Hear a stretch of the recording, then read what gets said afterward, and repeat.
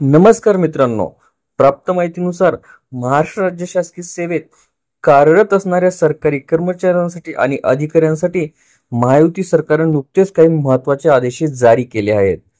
वर्तमान सरकारने जारी केलेल्या या आदेशानुसार राज्य सरकारी कर्मचाऱ्यांना आणि अधिकाऱ्यांना 7 नोव्हेंबर रोजी कामावर हजर राहणं बंधनकारक करण्यात आलं आहे। खरं तर देशभक्तीचा उत्सव पुन्हा जागवणारा ऐतिहासिक क्षण लवकरच आपल्या भेटीला येणार आहे। बंकिमचंद्र चट्टोपाध्याय लिखित राष्ट्रीय गीत वंदे मातरम याला यावर्षी 7 नोव्हेंबर रोजी 150 वर्ष पूर्ण होत आहेत। या निमित्ताने राज्य सरकारतर्फे विविध कार्यक्रमाचे आयोजन सुद्धा करण्यात आले असून सर्व स्तरावर देशभक्तीचा जयघोष घुमणार आहे। शासनाच्या निर्देशानुसार 7 नोव्हेंबर 2025 रोजी राज्यातील सर्व जिल्हे व तालुक्याच्या ठिकाणी सामूहिक गान कार्यक्रम आयोजित करण्यात येणार आहे। हेच कारण आहे की या देशभक्तीपर सोहळ्यासाठी शासनाच्या सर्व विभागातील शासकीय व निमशासकीय अधिकारी कर्मचारी यांची उपस्थिती अनिवार्य करण्यात आली असल्याची माहिती ही समोर आली आहे। याबाबतचे एक महत्त्वाचे शासन परिपत्रक सुद्धा निर्गमित करण्यात आलेले आहे।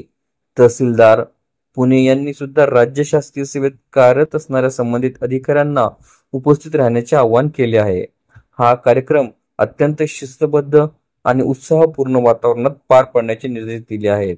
या वर्षपूर्ती निमित्ताने शिक्षण विभागाने आधीच 31 ऑक्टोबर ते 7 नोव्हेंबर या कालावधीमध्ये सर्व माध्यमांच्या शाळांमध्ये वंदे मातरमच्या सर्व कडव्यांचे गायन करण्याच्या आणि गीताचा इतिहास सांगणारे प्रदर्शन शाळांच्या दर्शनी भागात लावण्याच्या सूचना दिल्या आहेत।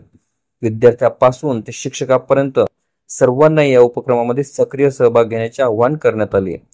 बंकिमचंद्र चट्टोपाध्याय यांनी 1875 साली आनंदमठ या कादंबरीतून वंदे मातरम हे गीत साकारले। त्यातून उभारलेली राष्ट्रप्रेमाची भावना भारतीय स्वातंत्र्य लढ्याची प्रेरणा ठरली। या गीताने असंख्य स्वातंत्र्य सैनिकांच्या हृदयामध्ये देशभक्तीची ज्योत पेटवली। 150 वर्षांनंतरही वंदे मातरम आजही प्रत्येक भारतीयाच्या हृदयामध्ये सभान अभिमानाने ध्वनित होत आहे। या निमित्ताने होणारा सामूहिक गान कार्यक्रम देशभक्तीचा नवा उत्सव ठरेल। राज्यभरातील नागरिकांनी मोठ्या संख्येने सहभागी होऊन राष्ट्रगीताला अभिवादन करण्याचे आवाहन यावेळी करण्यात आले। आपल्याला व्हिडिओ आवडले असल्यास चॅनलला नक्कीच लाईक, शेअर आणि कमेंट्स करायला विसरू नका।